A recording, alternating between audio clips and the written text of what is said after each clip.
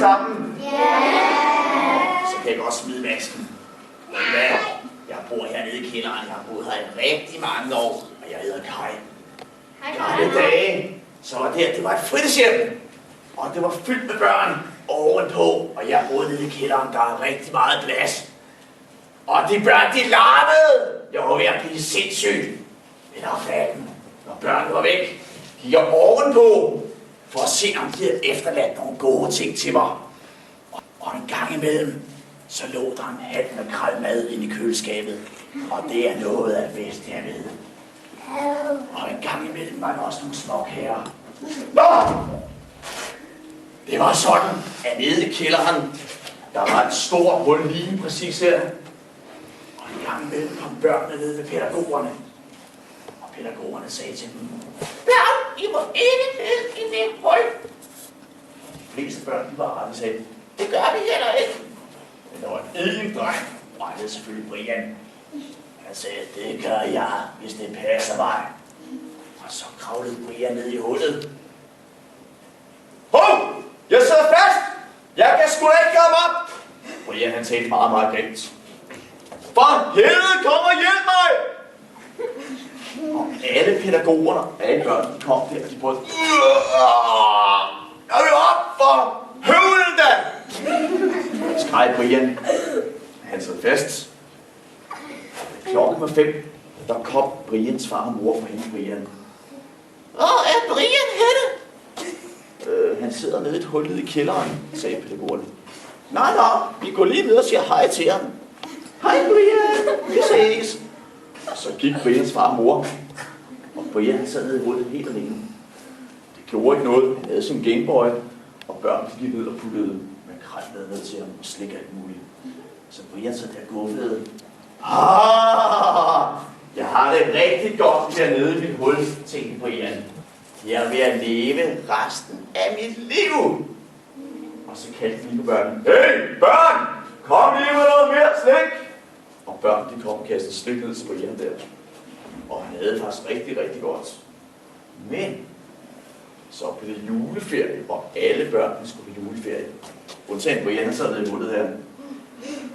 Og børnene skulle hjem og have andesteg og flæskesteg og risengrød og julegaver. Og der gik en uge, og der gik faktisk en uge mere. Og de kom tilbage, og de snakkede sammen. Jeg fik en hel masse gode julegaver, og jeg fik en mandelgave. Og de sad og snakkede, og lige pludselig sagde, hey, hvad med Brian? Og de løb ned i kælderen, og der i hullet, der sad Brian. Ja, han sad og lå lidt, for han var død. Han var død som en spejsild. Og så kom der en mand med en kæmpe stor maskine, og så puttede en cement ud over gulvet der. Så et eller andet sted dernede, der ligger Brian stendød. Nå, pyt med det. Fordi jeg prøvede at sove en nat, og det var lige omkring jul. Og så kunne jeg høre på, at der var nogen, der holdt fest. Det var pædagogerne, der holdt julefrokost. Og jeg kunne simpelthen ikke sove. Der er 10 års ferie, pædagoger. Men de festede bare endnu højere.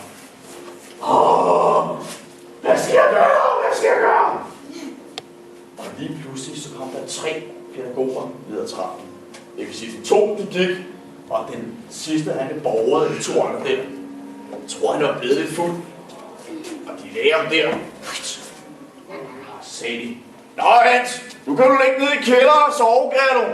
Vi andre, vi går op og fester videre. Og jeg kom ud i mit skab, fordi jeg skulle lige overse, om ham det her, som han var helt død eller hvad. Så jeg gik over lige og rørte ved ham. Han vågnede! Hvem er du? Det er mig, Kai. Jeg bor hernede i kælderen. Jeg blev vist lidt fuld op til lidt julefrokost. Men skal jeg ikke fortælle dig en historie, Kai? Det må du godt. Vil I høre den? Ja. Se, sagde Hans. Jeg var engang en meget rig mand, og jeg havde et stort slot, hvor jeg boede. Men jeg boede helt alene, og jeg kunne så godt tænke mig en rigtig lækker kone. Og så gik jeg på internettet og skrev, jeg vil godt have en lækker kone. med sort hår og store babser.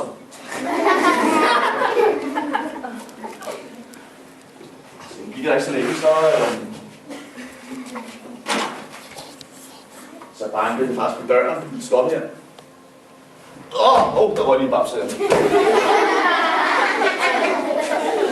Ja, det var en mest kontaktannonce, og jeg er mørkhåret og store babser. Skal vi ikke flytte sammen? Og det gjorde de så. Så det var sådan, at hende konen der, det var ikke fordi hun synes, at Hans var lækker, hun blev gift med ham. Hvorfor tror I? Ja? Fordi han var rig. Fordi han var meget rig, ikke? Og hende konen hver dag sagde, lille Hansemand, kan du ikke tage til byen og købe nogle gaver til mig? Køb noget parfume og noget guld og noget tøj. Afsted med dig, privat. Ja, jeg skal nok. I vil ligesom Harvey Olsen-banden, ikke? Ja, Ronny, jeg skal nok. Og han tog lidt til byen. Og konen, kommer han ikke snart med gaver til mig? Kommer han ikke snart? Jeg kan ikke vente. Og så kom han. Og han havde købt den flotteste kjole. Det var simpelthen en super flot, lang kjole. Giv mig den kjole, jeg skal have den på! Og så gik hun op på sit værelse, smækkede døren. Farvel! Tag ind til byen igen! Og næste dag sad hun op på sit værelse, sit flotte kjole, og så X-Factor. Jeg kan høre, at Hansen kommer og kunne bede, om han har noget med til mig. Og hun løb, men hun glemte, at det var en lang kjole, som hun løbte. Og hun faldt ned ad trappen, og hun brækkede ene ben. Hun brækkede det 57 forskellige steder. Det er brækket! Og så kom der en læge og kiggede på os, og han sagde, det der ben, det er brækket. Ja, det ved jeg sgu da godt. Det skal saves af. Det ved jeg sgu. Skal det saves af? Pokkers også. Ja. Og det skal være lige med en bund. Og han tog den selv, og han sættede konens ben af. Au for pokker! Nå, så vil jeg have et ben, der er lavet af det rene guld. Så kan I lære mig, kejser! Og hun fik selvfølgelig som vilje. Hun fik et ben, der var lavet af det rene guld. Hvor er det flot! Med smukke ben. Men det var meget, meget tungt, for det var lavet guld hele vejen igennem. Så når hun gik, så gik hun sådan her. Jeg er så glad for mit ben. Jeg kommer rundt omkring. Fordi jeg er så glad for mit guldben. Det var jo også okay. Og hun sad oppe på sit værelse og så X-Factor og spiste chokolader. Og pudsede sit guldben. Min lille sviske guldben, du er så sød. Så kunne hun høre, at nu kom Hans. Er der måske flere gaver til mig? Nu kommer jeg mit guldben ned og ser. Og hun gik så hurtigt mod kulden. Men hun faldt selvfølgelig ned ad trappen. Og hun brækkede halsen 37 steder. Og hun døde. Og der kom en læge og kiggede på en sag. Den hals er brækket 37 steder. Du er død. Det ved jeg sgu da godt. Så døde hun. Og manden, han var så ked af det, fordi han elskede konen. Så det var lidt grådet, ikke også? Så ude i haven, der blev begravet under et kirsebærtræ. Og det kirsebærtræ, det stod blomstrede hele dagen. Og der sad nogle fugle og fløjtede nok så smukt. Og solen, den skinnede altid i haven. Men det stopper ikke her, fordi at det slottet var en tjener. Den tjener, han kiggede og tænkte, hvad tror jeg godt, han kunne tænke sig? Ja. Og derovre var han, der var gift med hende. Hvor han tænkte sig at få fingre i det guldben, der lå nede i graven selvfølgelig. Hun ligger nede i graven med det guldben. Jeg kunne få et guldben, og jeg kunne smide det op til guldpenge. Og jeg kunne rejse til Mallorca. Jeg gør det! Klokken 12 om natten. Så gik han ud. Han listede. Det var jo lidt dumt, han listede på vores død. Han listede alligevel. Og han gik hen til graven, og han gravede flere timer, indtil han kom ind til kisten, hvor hun lå. Og han åbnede låget. Ud af den der.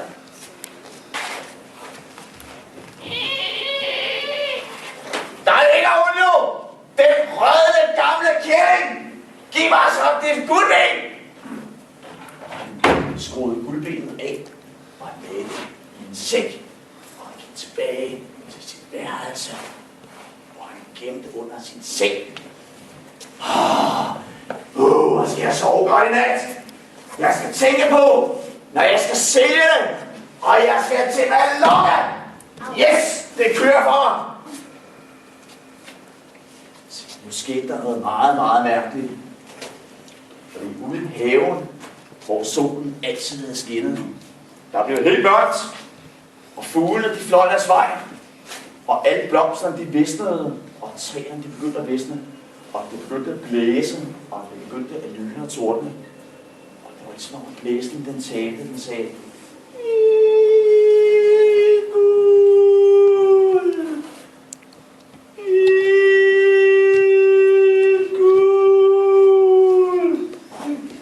fortsatte hele dagen. Og manden, det var Hans, han kunne forstå til. Han gik ned til graven og sagde, jamen kære kone, kan du ikke få fred i graven? Du har jo dit guld. Du blev på grad med dit guldben.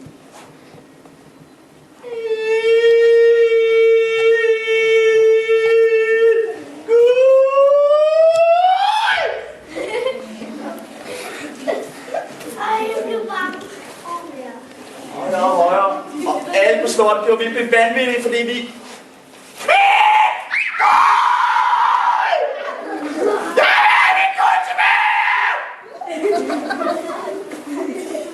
Sådan lød det hele dagen, fra tidlig morgen til sen aften.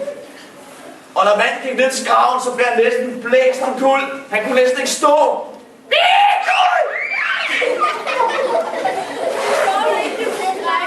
Der var en, der havde det endnu værre end Hans. Hvem kunne det være? Hvem kunne det være? Det var tjeneren. Tjeneren, han havde helt sort hår. Og i løbet af en nat, så var det blevet helt hvidt. Og alle hans tænder var faldet ud. Og hans næse. Og hans ene øre. Det var forfærdeligt.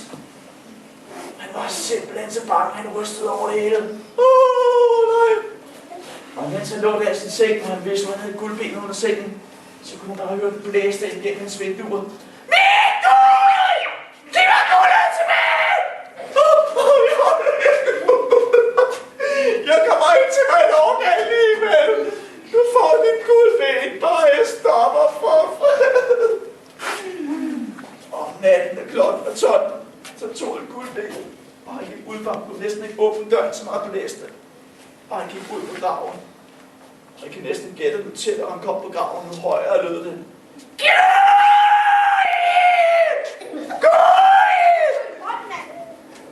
Ja, kære frode, du får dit guld nu, jeg lover det.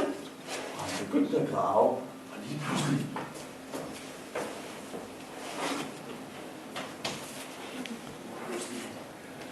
Op ad den mørke grav, lød der mest hæslige stemme.